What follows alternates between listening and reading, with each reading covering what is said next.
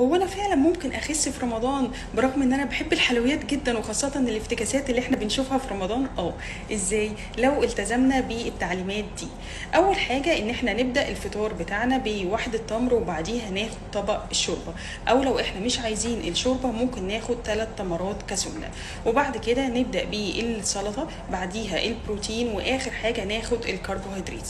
تاني حاجه ان احنا ما ينفعش اطلاقا ان احنا نشيل وجبه السحور، ولا نقول ان احنا هناخد حاجه بسيطه وخلاص، لازم برضو تكون وجبه متوازنه. ويفضل كمان ان اثناء وجبه السحور ان انت ما تكونش بتاخدها وانت بتتفرج على التلفزيون او انت مشغول بحاجه، علشان تعرف تعمل كنترول على البورشن.